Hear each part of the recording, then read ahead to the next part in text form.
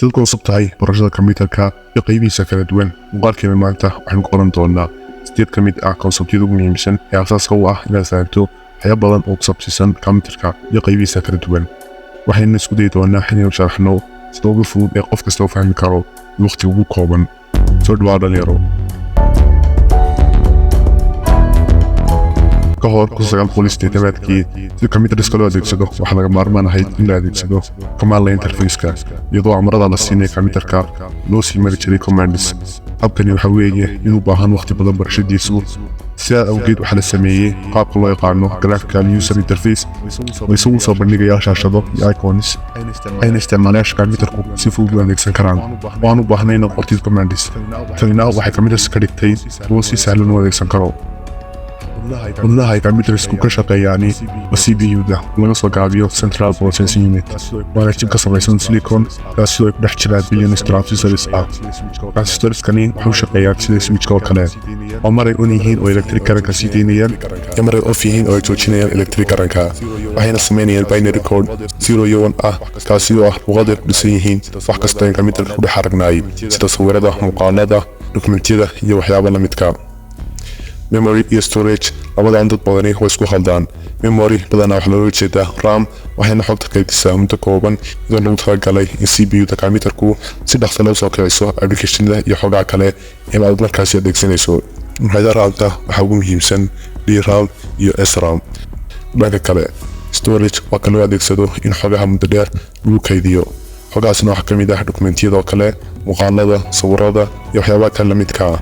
waxaan storage-ka ugu caansan laba nooc oo kala ah SSD iyo HDD iyadoo mid kasta uu leeyahay waxyaabo lagu doorto oo ku fiican yahay.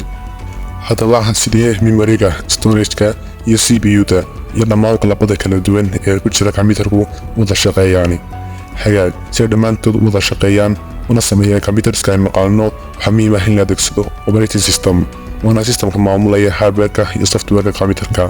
waxaana operating systemska ka mid ah Windows, Linux, macOS iyo kuwa kale. kernel waa mid ka mid ah qaybaha ugu muhiimsan ee operating systemka kaasi oo ay shaqadiisu tahay inuu maamulo dhammaan shaqooyinka ay ka mid yihiin CPU-da, shaqooyinka memory-ga, drives-ka iyo kuwa la midka. waa sidii traffic kala hagaya xogaha dhex maraya operating systemka. meesha laga soo galo operating systemku waa shilku si kooban waa program turjumaya oo fulinaya amarada aad ku adeegsanayso computerka.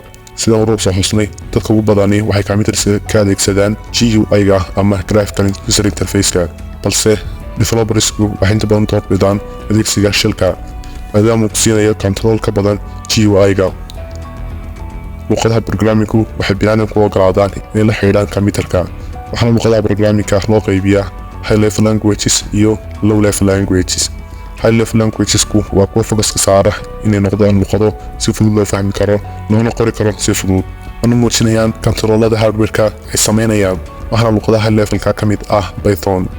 dhanka kale nooca loo yaqaano low level languages-ku waxay si dhow xiriir la leeyihiin hardware-ka waxaanay u baahan yihiin in qofka adeegsanaya low level languages-ku uu si fiican u fahamsan yahay gudaha computerka iyo sida uu shaqeeyo. low level languages-ku waxay ku siinayaan control aad u badan oo ku maamuli karto hardware-ka waxaana codeka si toos ah lagu execute karaya CPU-da. waxaa ka mid ah low level languages-ka C family waana kuwa barasho ahaan ka yar adag high level languages-ka. waxaa xusid mudan in labada noocba ay yihiin kuwa si weyn loogu adeegsado caalamka digitalka ah mid kastana uu leeyahay faa'iidooyinkiisa lagu doorto. markaad qorayso codis waxaad in badan isticmaalaysaa variables waxaana variableska lagu kaydiyaa xogtaasna waxay yeelanaysaa qaybo kala duwan oo lagu magacaabayo datatypes. datatypes-kan waxaa ka mid ah strings oo ah qoraalka, integers oo ah numberska, float oo ah lambarada dhismaalka ah. luqadaha qaar sida Python oo kale uma baahnid inaad qortid nooca xogtaad ku kaydinayso variable-ka balse luqadahaas sida C oo kale waa inaad qeexdaa nooca xog ee aad gelinayso variable kasta. markaad xog hesho waxaad u baahan tahay inaad xogtaasi habayso.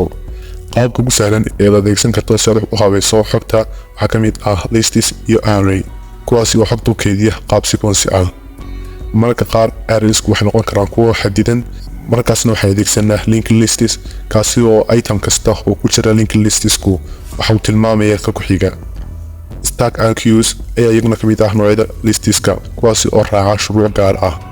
stack waxa uu raacaa leaf structure kaasi oo ah last in first out waa sida marka la isdul saaro dhowr shay oo kale ka ugu dambeeya ayaa ugu sareynaya kaasi ayaana hadhow lagu hor adeegsanaya oo la isticmaalaya queues isla waxa uu raacaa FIFO structure kaasi oo ah first in first out ka ugu soo horgala liska ayaa ugu horbaxaya programmersku inta badan waxay ku tiirsan yihiin go'aan qaadashada iyagoo adeegsanaya if and else haddii userku taasi sameeyo programkuna waa inuu sidaas u jawaabaa waxaynu ku soo aragnay casharkeennii programming-ka waana mid ka mid ah qaybaha aad ku xiisaa badan muhiimad weyn leh ee programming lagu barto waxaana program dhan ku dhisi kartaa adigoo kale adeegsanaya if and else loopku waa in la soo celiyo waqti cayiman ama ilaa inta condition ama shuruud lagu xidhay ay noqonayso mid aan jirin oo run ahayn waxaana ka mid ah noocyada loopka while loop iyo for loop qaybteena koowaad intaas ayaynu uga eeg tahay waxaynu qaybta labaad kusoo qaadan doonaa conceptyada ka mid yihiin